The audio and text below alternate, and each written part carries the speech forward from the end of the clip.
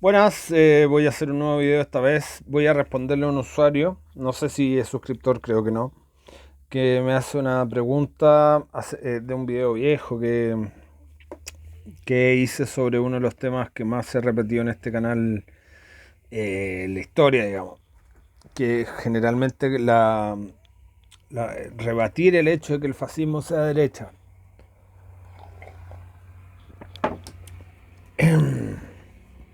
Él me decía que posterior a la Revolución Francesa y a la Ilustración, hubo una especie de desencanto, o dentro de los desencantados se dividió en dos grupos. Por un lado, se formó lo que se conoce actualmente como izquierda, ¿no es cierto?, que buscaban un mayor énfasis en las mismas consignas de la Revolución Francesa que no habían sido logradas por el republicanismo francés por revolucionario, ¿no es cierto?, que es libertad, igualdad, fraternidad, y que eso da origen e inicio a lo que se llama izquierda. Y por otro lado, él decía que otros de los desencantados de la Revolución Francesa buscaron una especie de modelo que rebatiera algunos de estos puntos, llamándosele fascismo. Yo creo que eso es lo que me dice este usuario o esta persona. Eh, y en parte es verdad y en parte es mentira, y creo que él lo está simplificando mucho. Él obviamente conoce un poco más la historia desde la izquierda. Eh, a ver, sí es verdad que hubo gente que se desencantó rápidamente de la Revolución Francesa y él estaba mezclando algunas cosas en ese sentido. Después de la Revolución Francesa hubo obviamente mucha gente que la estudió a fondo, la estudió desde un punto de vista. Y la Revolución Francesa tuvo un impacto gigante, incluso a nivel de la filosofía que se estaba haciendo en el momento. Hubo muchas interpretaciones acerca de eso, desde el punto de vista socialista, nacionalista, y de lo que vendría a ser la izquierda, ¿no es cierto? Marx hablaba mucho y estudió muchísimo de la Revolución Francesa junto a su compañero Stirner, que ellos eran discípulos de Hegel, ¿no es cierto?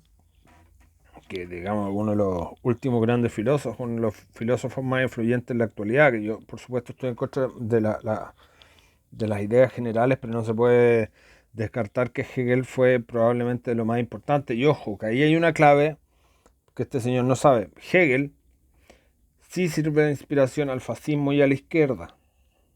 Ahora, hay gente que está fuera de eso, que está fuera de ese materialismo y de la dialéctica, digamos, hegeliana, y eso es lo que a mí por lo menos más me interesa, que la gente que siempre estuvo en contra de la Revolución Francesa, que digamos la reacción, pero ni siquiera la reacción, sino que lo más conservador de lo conservador, que en el fondo son los deudos del antiguo régimen, del ancien régime, como diría los franceses.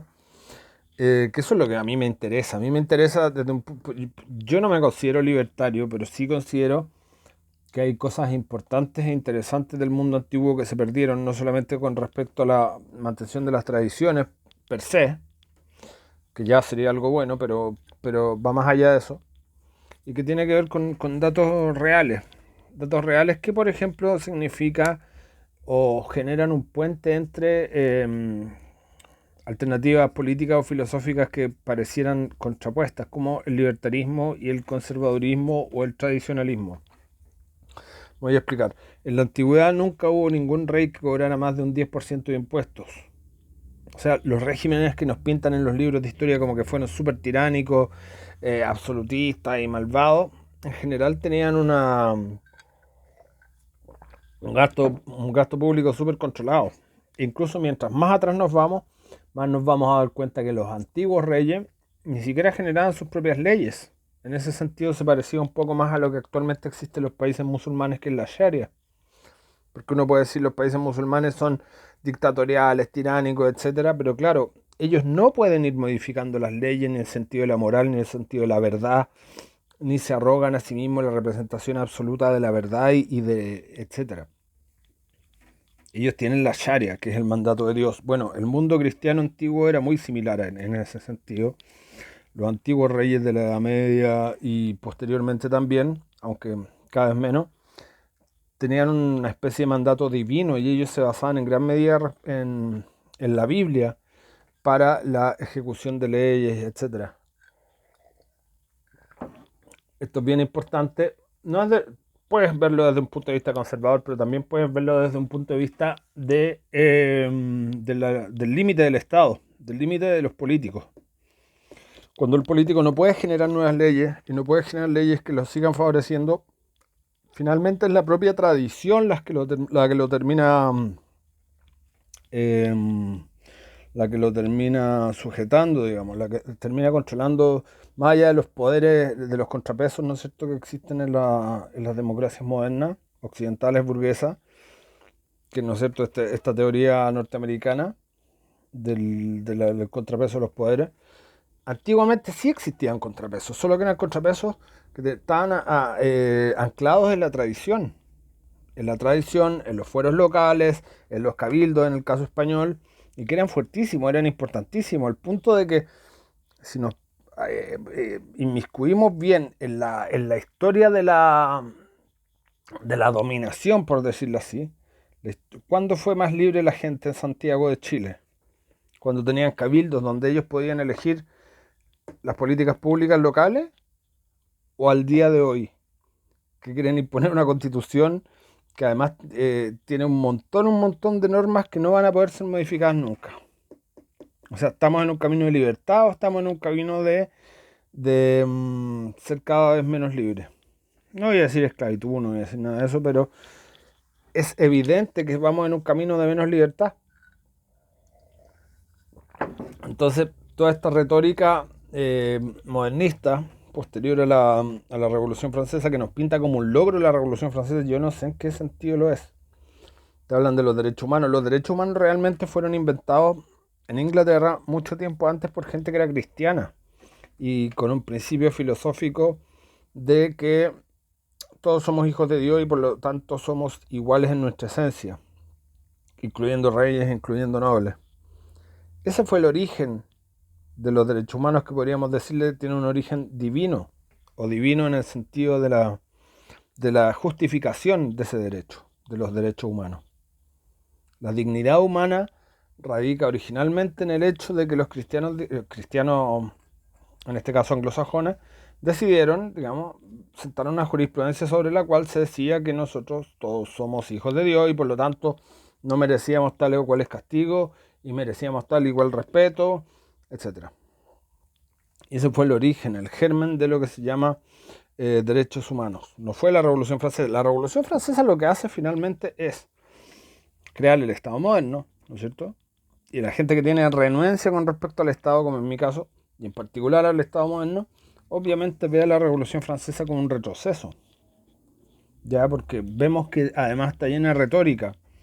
A diferencia de eso, la izquierda en el mundo, toda la izquierda, surge a partir de conclusiones en que se piensa que la Revolución Francesa fue un avance. Esa es la gran diferencia. Luego los fascismos. Los fascismos, como dije, son de origen filosófico hegeliano, por lo tanto materialista, y por lo tanto primos hermanos de la izquierda. Yo que me considero conservador, más allá de lo religioso, me considero conservador en un sentido político, considero que la moral está por encima de la materia, de la materialidad, y tanto el fascismo como las distintas versiones de socialismo están basadas en un materialismo básicamente materialismo dialéctico, ¿no es cierto?, que se llama la filosofía de Karl Marx. Y lo contrapuesto no es el fascismo al socialismo, ni el socialismo al comunismo, ni el fascismo al comunismo, ni el liberalismo a ninguno de esos otros, porque el liberalismo también es otro de los hijos pródigos de la Revolución Francesa. Obviamente existía anteriormente, pero anteriormente a eso el liberalismo anglosajón fue una cosa nada que ver con lo que existe actualmente, también muy relacionada con el control del Estado y mucho más anclado en la tradición que en esta vertiente continental o modernista, el liberalismo francés, que finalmente es una cosa que es más socialista que otra cosa, ¿no es cierto? O sea, el arguir que necesita un Estado grande para garantizar derechos básicos es la tesis ¿cómo se llama? Del liberalismo continental europeo, a diferencia de lo que hicieron los anglosajones, que siempre fue restringir al Estado, y eso es la versión, digamos, que ha permanecido, y es una versión que tienen principalmente los conservadores en el mundo anglosajón. Por eso sea un cruce bien interesante donde gente que se considera conservadora en el mundo anglosajón es muy similar a la que se considera liberal en otros países. El término liberal en el mundo anglosajón es bien entendido y en el resto del mundo es mal entendido. Porque el liberalismo en sí es de izquierda. Bastiat era de izquierda. Una gente participante de la Revolución Francesa y gente que quería por ley y porque se le ocurría cambiar todo, porque sí, como los constituyentes actuales que tenemos que quieren cambiar todo porque sí, porque se les ocurrió, que es una excelente idea, porque ellos son más inteligentes que todos, son más inteligentes que la historia, son más inteligentes que la tradición. La tradición, como todos entendemos, como cualquier persona entiende, no es porque a alguien se le ocurrió generar una tradición. Nadie dice yo voy a crear una tradición de hacer esto así. Son costumbres, usos y costumbres que en un lugar determinado tienen que ver con la ensayo y error, tienen que ver con la experiencia, tienen que ver con cómo la gente ha entendido que una cosa es mejor que la otra. Y esa lógica es la lógica que se llama binaria, aristotélica atomista, que tiene que ver con esto sí, esto no.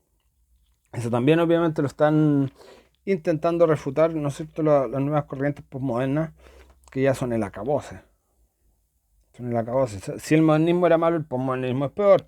Ahora, a veces se produce una cosa rara en que el postmodernismo, intentando contrariar al modernismo, llega a conclusiones que son correctas y que son similares a las que había previamente.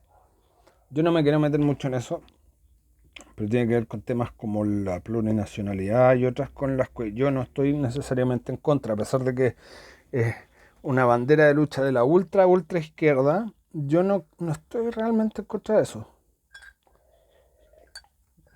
porque de por sí se parece más a lo que había previo a la Revolución Francesa. Esta falsa igualdad, esta falsa libertad y esta falsa fraternidad en el fondo están siendo impugnadas incluso desde la izquierda por los grupos postmodernos. Obviamente esto explicarle a una persona de derecha es imposible, o sea, no les cabe en la cabeza. Obviamente la mayor parte de las cosas que están proponiendo los constituyentes son puras estupideces, pero yo creo que de tanto girar la tuerca, de repente en algunas cosas van a terminar teniendo la razón. De tanto contrariar el statu quo, digamos, van a volver en algunos casos a lo que se conocía antes. Los mapuches sí son una nación, y sí eran reconocidos como una nación por parte del Imperio Español. Estamos volviendo a un orden pre-independencia de Chile. Yo asimilo mucho lo que es la independencia de Chile a la Revolución Francesa porque fue nuestra entrada en la modernidad. En la modernidad jurídica, en la modernidad de todo tipo, ¿no es cierto? Grupos masones que estaban dominando el Estado y que crean un montón de artilugios y artificios teóricos para justificarse. A diferencia de lo que existía antes, que era más bien que tenía que ver con los orígenes familiares, con la nobleza, incluso el pueblo también tenía que ver con orígenes familiares, con tradiciones de guerreros, con tradiciones de comerciantes, etc. Todo tenía que ver con una cadena hacia atrás. Desde la independencia, desde la Revolución Francesa en el caso europeo, tiene que ver con que nosotros somos iguales porque sí, porque yo lo digo, antiguamente existían distintos fueros para distintas personas, que es algo que curiosamente quieren retomar los constituyentes en Chile actualmente.